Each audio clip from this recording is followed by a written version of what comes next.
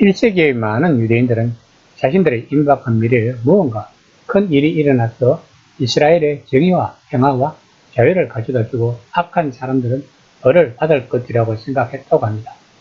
또한 그들은 모든 예언이 성취되는 번영의 때가 와서 죽은 의인들은 새로운 생명으로 일어나며 이 세상은 새롭게 태어날 것이라고 생각했던 것입니다. 그들은 현 시대와 오는 시대를 구분하는 것으로 이와 같은 생각을 표현했습니다.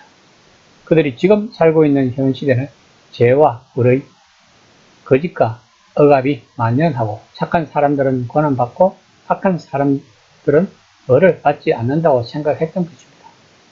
그러나 오는 시대에는 다를 것이라고 생각했습니다. 그리고 이를 믿는 유대인이라면 누구나 이런 질문을 던졌다고 합니다. 내가 오는 시대를 유업으로 받을 사람이라는 것을 확신할 수 있는가? 이것이 바로 오늘 본문에서 부자 청년이 예수님에게 던지는 질문인 것입니다.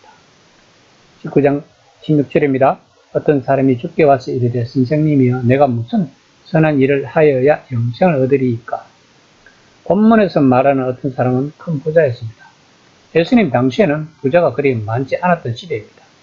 그러므로 부자라면 그 지역의 유명 인사였을 것입니다.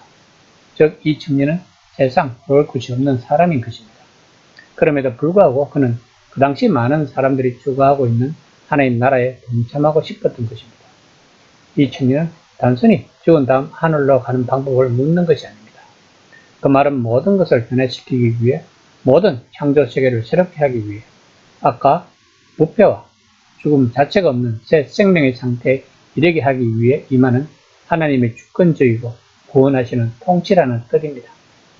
예수님 당시의 많은 유대인들은 이스라엘의 하나님이 그 일을 하실 것이라고 믿었고 그것도 곧 그렇게 하실 것이라고 믿었다고 합니다. 이에 예수님의 대답은 하나님의 계명을 지키라고 합니다. 19장 18에서 19절입니다. 이르되 어느 계명이오니까? 예수께서 이르시되 살인하지 말라, 간음하지 말라, 도둑질하지 말라, 거짓 증언하지 말라, 내 부모를 공경하라, 내 이웃을 내 자신과 같이 사랑하라 하신 것이니라. 이 질문에 대한 일반적인 유대교의 대답은 율법, 즉 하나님이 모세에게 주신 계명을 지키는 것이라고 답변할 것입니다. 예수님 당시의 사람들은 율법이 무엇을 명령하느냐에 대한 나름의 견해가 있었다고 합니다. 누구나 기본 목록인 10계명은 알고 있었습니다. 그렇다면 요점은 그 계명의 실천의 차원에서 정확하게 무엇을 의미하는지를 아는 것이었습니다. 다시 말하면 꼭 띄워서 알고 싶은 것입니다. 그런데 이것은 분파마다 견해가 달랐다고 합니다.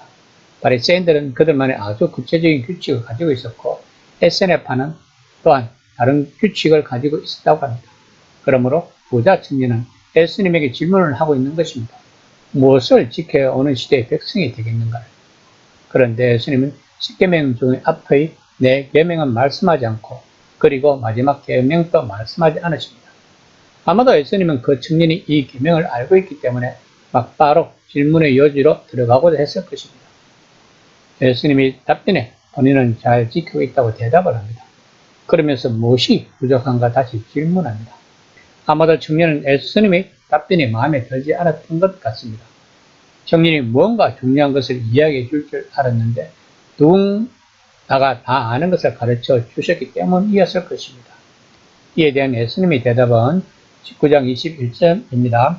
예수께서 이르시되 내가 온전하고자 할 텐데 가서 내 소유를 팔아 가난한 자들에게 주라. 그리하면 하늘에서 보화가 내게 있으리라. 그리고 와서 나를 따르라 하시니. 예수님의 답변은 그 당시 유대교의 양대 분파였던 바리새파와 에세네파가 추구하는 것과는 전혀 다른 차원의 방법을 제시합니다. 예수님은 더 복잡한 율법을 요구하는 대신 가장 간단한 명령을 주십니다. 내 소유를 팔아 가난한 자들에게 주라고 하신 것입니다. 이 말씀의 뜻은 온전히 헌신해서 하나님을 섬기라는 것입니다. 한 발은 하나님 나라에 두고 다른 한 발은 이 세상에 둔 반쪽짜리 백성은 하나님이 원하시지 않는다는 것입니다. 아마도 청년은 자신은 율법을 잘 지켰기 때문에 오는 시대의 백성이 될 수 있다는 생각을 했을 것입니다. 다만 예수님에게 묻고자 하는 것은 다시 한번 확인을 해보고 싶었을 것입니다.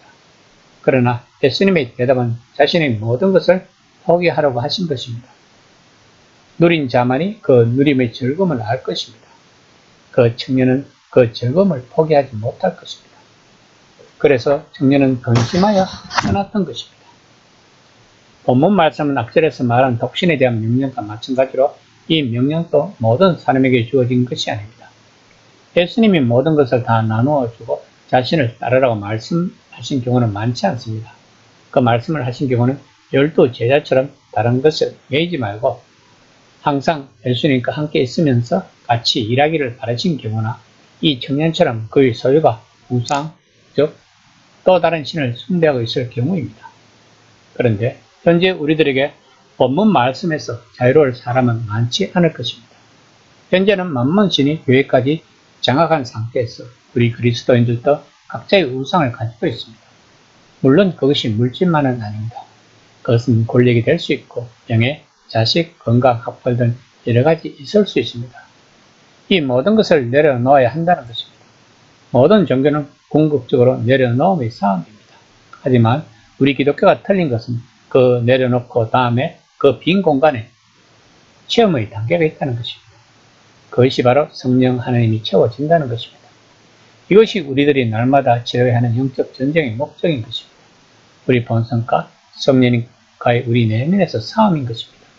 그래서 우리는 늘 깨어 있어야 하며 우리들이 기도할 것은 성령 충만인 것입니다. 이 시간 나는 무엇을 위하여 기도하고 있는가를 한번 생각해보는 시간이 되었으면 합니다.